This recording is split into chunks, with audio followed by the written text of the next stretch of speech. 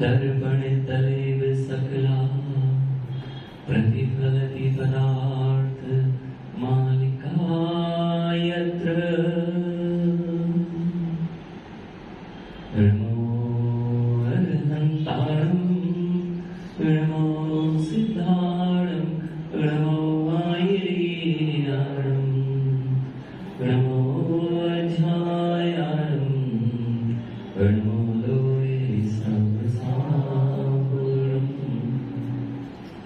बोलिए अनंत आनंद सिद्ध परमेश्वर भगवान की देवादिदेव 1008 आदि तीर्थंकर प्रभु आदिनाथ भगवान की देवादिदेव 1008 अंतिम तीर्थेश भगवान महावीर स्वामी की परम पूज्य आचार्य भगवान कुंद कुंद देव की परम पूज्य आचार्य भगवान समंत भद्र स्वामी की परम पूज्य आचार्य भगवान अध्यात्म विचर्या श्रमणी 108 विशुद्ध सागर जी महाराज की परम पूज्य आचार्य भगवान सुंदर सागर जी महाराज की द्वादशांग जिन्वाणी माता की परम पूज्य मुनि अक्षर समस्त सागर जी महाराज की जय समस्त आचार्य मुनि संघ की जय। कारण के अभाव में कभी भी किसी भी कार्य की सिद्धि नहीं हो सकती। जब जब कोई कार्य दिखाई दे तो कारण की ओर दृष्टिपात करना चाहिए। कार्य दिख रहा है लेकिन कार्य तभी दिख सकता है जब कारण पीछे निहित हो। वर्तमान जो कार्य रूप में दिखाई देता है उसके पीछे कहीं ना कहीं भूत के कारण उपस्थित होते हैं और भविष्य में क्या होना है यह निर्धारित वर्तमान के जो कार्य कारण रूप से परिणमित होंगे वह निर्धारित करते हैं। जब जब हम आकुल व्याकुल होते हैं तो नियम से दो वस्तुएं विचार में आया करती हैं, या तो भूत पर्यायों का याद, भूत पर्यायों की विचारधारा जब मस्तिष्क को झंकृत करती है तब जीव दुखित होता है, अथवा भविष्य की जब चिंता हो जाया करती है तब वह दुखित होता मिलता है। ये दो ही कारण हैं, लेकिन दो ही कारण आपके वर्तमान पर निर्धारण करते हैं। वर्तमान यदि संभाल लिया जाएगा तो किसी के पास राकेश भैया भविष्य हाथ ज्योतिष दिखवाने जाते हैं लोग, कैसा भविष्य है, कौन सा भविष्य कैसा होने वाला है यह पूछने नहीं जाना चाहिए।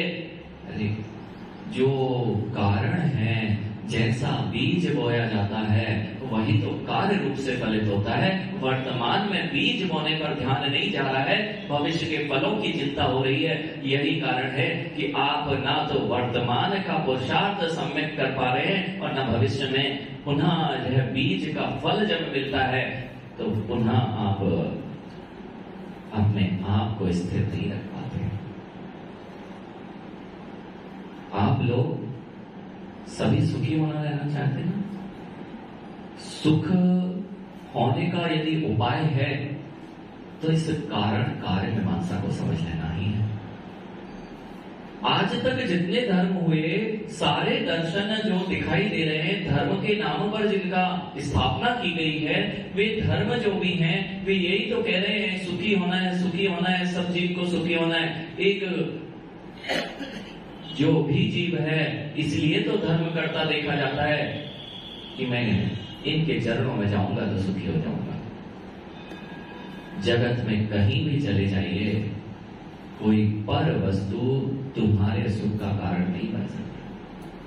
चाहे वे पंच परमेष्टि ही क्यों ना हो, आपके सुख का कारण तुम्हारे किए गए परिणाम ही आपके सुख और दुख का निर्धारण करते हैं। मां, जब जब आप दुखी होते हो क्योंकि दूसरे पर दोष थोप देते हो, इसलिए दुखी होना पड़ता है। यदि खुद की जिम्मेदारी हो ना राजन भैया, बालक गिर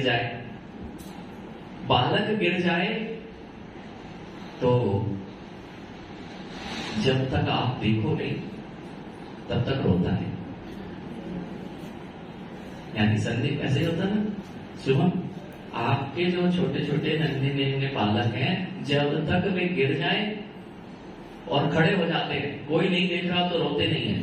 क्यों? पता है खुद ही गिरे थे, पता है खुद ने गलती की थी, गिरे थे, कोई संभालने वाला नहीं है, तो स्वयं खड़े हो जाते हैं, रोते भी नहीं है। सोचो मां, इतना सा बालक जब यह बोध हो जाता है कि मेरी गलती थी ना, अब तो मैं खुद खड़ा हो सकता हूं, तो रोता नहीं है। ऐसे ही जीवन में यदि यह ज्ञात हो जाए कि जो कुछ मेरे साथ घटित हो रहा है ये सब मेरी गलती है, तो कभी रोना आंसू बात नहीं करता, कभी अश्रु नहीं आ सकते। जीव के अश्रु तभी आते हैं यानी जब निर्धारित नहीं कर पाता कि ये कारण क्या है जिसके कारण मुझे आंसू बहाने पड़ रहे। सारी जिम्मेदारी यदि स्वयं ले ली जाए तो सारे कार्यों को तुम व्यवस्थित कर सकते हो और पूर्व के कार्यों पर रोना भी नहीं पड़ेगा। भविष्य यदि वर्तमान संभाल जाएगा तो किसी से मांगने नहीं जाना पड़ेगा कि हे भगवान मुझे आशीर्वाद दे दो, मेरा भविष्य बहुत सुंदर हो जाए। आप लोग क्या करते हैं? भगवान जी आप आशीर्वाद दोगे तो हमारा काम बन जाएगा। परीक्षा पर फल आने वाला था कि मोदी परीक्षा फल आने वाला है, तब महाराज जी के पास आए, महाराज परीक्षा फल आने वाला है, आशीर्वाद दे दो, अच्छा है। अब अच्छा और बुरा तो जिस दिन तुमने लिखा था ना उस दिन हो गया था। जिस दिन अच्छा और बुरे का निर्धारण होना था वह तो तुमने जिस दिन पत्र पेपर लिखा था उस दिन हो गया था। तब यदि विचार कर लेते कि आज मुझे अच्छा करना है तो भविष्य नियम से अच्छा ही आना था, फिर भी भगवान का आशीष लेते हो, वह भी लेना आवश्यक है। गुरुओं का आशीष लेकर जाते हो, यह तुम्हारे मंगल भाव है, लेकिन गुरु तुम्हारे पेपर को अच्छा करने वाले या बिगाड़ने वाले नहीं होते। नहीं तो किसी के भैया आशीर्वाद लेके गए और मेहनत करी नहीं थी और वह विद्यार्थी पास नहीं हो पाया तो गुरु का आशीर्वाद लग गया ना, गुरु का आशीष नहीं। इसलिए जब जब मेरे को यह ध्यान रखना है कि मुझे कैसा फल चाहिए जीवन में, अच्छा चाहिए तो वर्तमान सुधारिए, नहीं तो हमेशा जैसे वर्तमान में रोना पड़ रहा है, पूर्व नहीं सुधार पाए, हम भटक रहे हैं। आज आचार्य भगवान ये जो गाथा है आप लोगों को पूरा श्रावकाचार इससे ही भरा है कि आपको यह कारण की ओर दृष्टिपात कराते। जो चरणानी योग की पद्धति है वह कारण की पद्धति है कि आपका जीवन वर्तमान में कैसा हो कि भविष्य सुखमय हो। आपको बोल दें यदि भाई कि देव शास्त्र गुरु के चरणों में आया करो, तो महाराज ये तो कुछ करते नहीं, इनके चरणों में आने में कुछ मिलता नहीं, यही तो सबसे बड़ी गलती है। मां ये तीर्थंकर भगवान है, कभी कुछ किसी को नहीं देने वाले हैं, लेकिन देने वाले नहीं हैं, लेकिन बताने वाले तो हैं कि तुम जहां जा रहे हो वहां तुमने गलत बीज का आरोपण कर दिया है, उसका फल तुम्हें अनंत काल से भोगने में आया है, फिर भी नहीं समझ पा रहे हो। यह बताने वाले यदि कोई है तो उसका नाम तीर्थंकर अनंत प्रभु है। इसके अतिरिक्त तुमसे छल के देखना इस सभा जो दिख रही है ना, ये इतने बड़े आचार्य बैठे, इतने महानतम आचार्य, दिगंबर मुद्राधारी, और वह भी आचार्य पद के ऊपर प्रतिष्ठित होने वाला। आपको पता ही नहीं, आप कभी जब संदीप अभय जब आचार्य भगवान के नाम नहीं याद था तब इन्हें वंदना करते थे क्या? कभी नहीं किया ना। कितने लोग हैं जब भीलवाड़ा में नहीं आए थे आचार्य सुंदर सागर भगवान को नमस्कार करते हो, जानते नहीं थे। माँ ये भूल छोड़ दो, ये भूल छोड़ दो कि तुम इन्हें नमस्कार नहीं करते थे। जो 3 लोक के लोग नमोकार मंत्र का स्मरण करते हैं वे इन गुरुओं को हमेशा हमेशा नमस्कार करते हैं। राजेश भैया, नमो अरिहंताड़म से लेकर नमो लोहे सब सावड़म तब कितनी बार पढ़ा। अब कहें कि समंत सागर का नाम जपो तभी तुम्हारा काम बनेगा, यह तो जिन दर्शन कहता ही नहीं है संदीप। बस तुमने नमो लोहे सब सावड़म सीख लिया है, उसमें यह भी आवश्यकता नहीं कि हमारा नाम लिया है, नहीं। जिनको पता है कि हम उसमें आते हैं, तीन लोक के यदि सौधर्म इंद्र भी नमोकार का स्मरण करता है तो वह इन दिगंबर मुनियों की वंदना ही करता है। आचार्य पद छोटा मोटा पद नहीं, यानी कितनी उपाधि लगा देना, कितनी उपाधि लगा देना, लेकिन नमोकार में तृतीय पद के धारी आचार्य पद की जो प्रतिष्ठा है, उस गरिमा को कहीं बाहर की पदवियां कभी न्यून नहीं कर सकती। ये क्या बता रहे हैं आपको, इनके सामने अभी आप भीड़ क्यों नहीं दिख रही?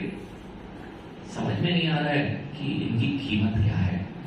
और यहीं पे थोड़ा सा रक्त लेने लग जाओ, 50-100 रुपए की टिकट रख दो और बाहर वालों को बोल दो कि महाराज का आशीर्वाद लग रहा है और महाराज वरदान दे रहे हैं, और जिसकी जो संकट है भैया लगा दिया जी, एक प्रांगण का जो छोटा सा स्थान है, नहीं तो कह दो महाराज एक आध कलश रखवा दो तो हमारा मंगल हो जाए। ये बात श्रेष्ठ है कि जहां मंगल आप करते हो, घर में कलश रख के मंगल करते हो, ये बात बिल्कुल सत्य है। क्योंकि लौकिक मंगल में कलश और अपने विधान आदि प्रतिष्ठाओं में भी कलश की स्थापना होती है, वह भी मंगल है, लेकिन वह तो अचेतन मंगल है, यह चेतन मंगल है। यदि इनके मुख से कुछ निकल जाता है वह कार्य भी अवश्य सिद्ध होता है। यानी इसलिए मोदित कभी चिंता मत करना, गुरु ने बोल दिया ना, बस उस कार्य में लग जाओगे तो तुम्हारा कल्याण हो जाएगा।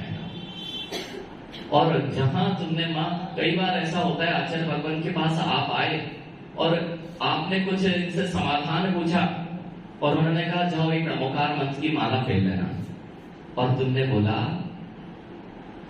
भगवान वो तो हम रोज कहते हैं, बस वहीं से काम तुमने खराब कर दिया।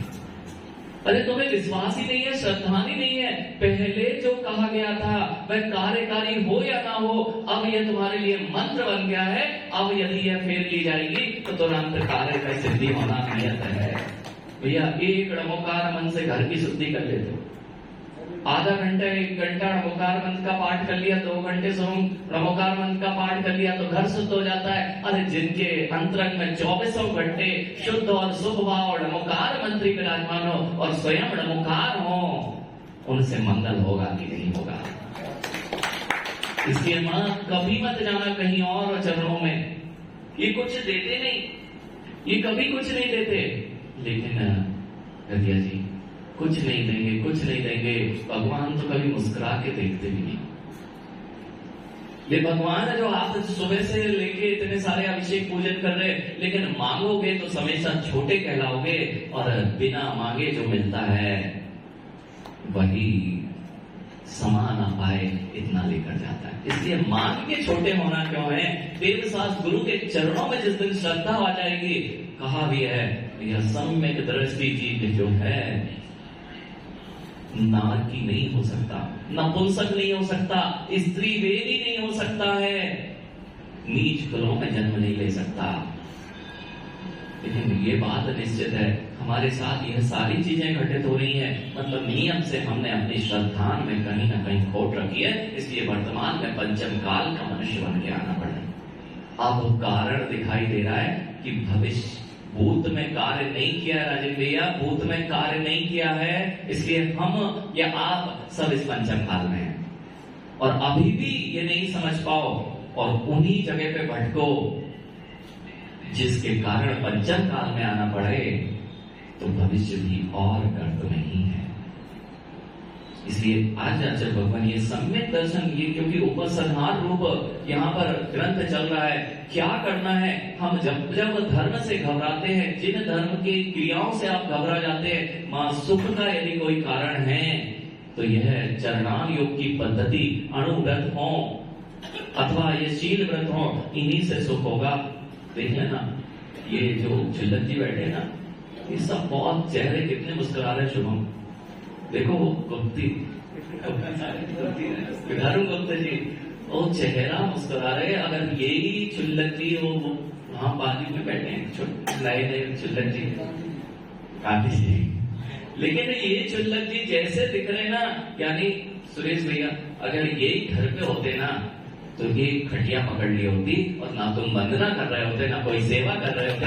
आज चेहरे पर मुस्कुराहट क्यों है? क्योंकि अणुव्रतों का प्रभाव जब दिखाई दे रहा है साक्षात, जैसे वर्तमान में सुख दिखाई दे रहा है, यही व्रत इनको नियम से एक दिन सिद्ध पद की ओर स्थित कर देंगे। इसलिए घबराए नहीं। सबसे पहला आचार्य भगवान ने कहा अणुव्रत ले, ये तो बहुत श्रेष्ठ है, लेकिन कम से कम अणुव्रत नहीं ले पा रहे हो तो जो दुख है उसका मूल कारण यदि कोई है तो मिथ्यात्व है। मां स्त्री पर्याय में जन्मे होना नियम से मिथ्यात्व है और अभी भी नहीं छोड़ पाए तो शायद संभव नहीं है कि पुनः हमें जैन कुल भी मिल पाए। इसलिए जिन कुल में आकर भी जिन शरण के में नहीं आ पा रहे हो, जिन कुल में आकर जिन शरण में नहीं आ पा रहे हो तो नियम से जिन शरण मिलना दुर्लभ से दुर्लभ क्या, जब मनुष्य पर्याय महादुर्लभ है तो अनंत बार जीवों ने इन महापर्यायों को पाकर इसकी कीमत नहीं की है। और कीमत नहीं की है इसी के कारण ध्यान रखना, कारण आज है, अगर इसे संभाल लिया जाए तो वर्तमान सिद्ध पर्याय है। वर्तमान में यदि कारण संभाल लिया जाए तो भविष्य सिद्ध पर्याय है। यह बात आपको ध्यान रखना है। समय, क्योंकि हमने कहा था यहाँ सुनने अपन किसी और को आए हैं, सुनाने नहीं आए हैं।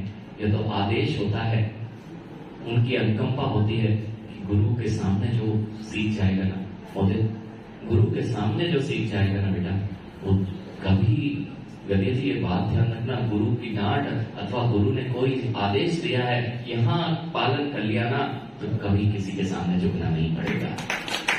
उन्होंने कहा, भगवान ने कहा करना है जो आज्ञा। जैसे माँ उन्होंने कहा अणुकार की माला पहनना है, आचार्य भगवान के पास आए और कह दिया आपने, हम तो पहले वह मंत्रित नहीं थी, वह मंत्र जो आप नमकार पहन रहे थे वह मंत्र नहीं था, अब आपके लिए वह मंत्र बन चुका है। अब वो किसी को यही आचार्य भगवान पूछे ने कोई मंत्र दिया इन्होंने और यही पूछे आपसे कि हमने क्या मंत्र दिया था, कहना हम क्यों बताए, हमारे गुरु ने दिया था। यही भगवान पूछे, मंत्र की गूढ़ता इनको भी नहीं बताना पड़ती है, बस मेरे गुरु ने दिया है, मेरा श्रद्धान है और एक मंत्र हजारों माला फेर ली हो और गुरु मुख से कोई वचन निकल गया हो, तुरंत करोगे, तुरंत कार्य की सिद्धि होगी। इसलिए जब वर्तमान में यह दिखाई दे रहा है गुरु के साक्षात, ऐसा आप देख लेना बहुत सारे गुरुओं के, आचार्य विमल सागर जी हो, आचार्य विद्यासागर जी हो, किसी भी गुरु, आचार्य विशुद्ध सागर जी, भगवान बैठे हुए जिनके मुख से जो निकल जाता है वह सत्य होता ही है। इसलिए कभी शंका नहीं करें, जब गुरु ऐसे हैं तो प्रभु कैसे होंगे। इन प्रभु के चरणों में यदि आ जाओगे, इन गुरु के चरणों में बैठ जाओगे और उनकी बात सुन लोगे तो नियम से भविष्य में कभी रोना नहीं पड़ेगा। इसलिए देव सास गुरु की शरण को प्राप्त हो, यही आप हमेशा पढ़ते हो और भूल जाते हो, चत्तारी शरणम याद है। अब 4 शरण के अलावा 5वीं शरण ढूंढना है क्या? जो ढूंढ रहे हैं ये अपने कारण को बिगाड़ रहे हैं, भविष्य बिगड़ेगा। इसलिए चत्तारी शरणम कौन कौन सी? अरहंत शरणम पवज्यामि, सिद्ध शरणम पवज्यामि, साधु शरणम पवज्यामि, केवली प्रणतो धम्मो शरणम पवज्यामि। अब ये जब पढ़ो तो केवल यही 4 शरण दिखे, लोक में किसी की शरण न दिखे। बोलिए आचार्य विशुद्ध सागर जी महाराज की। समस्त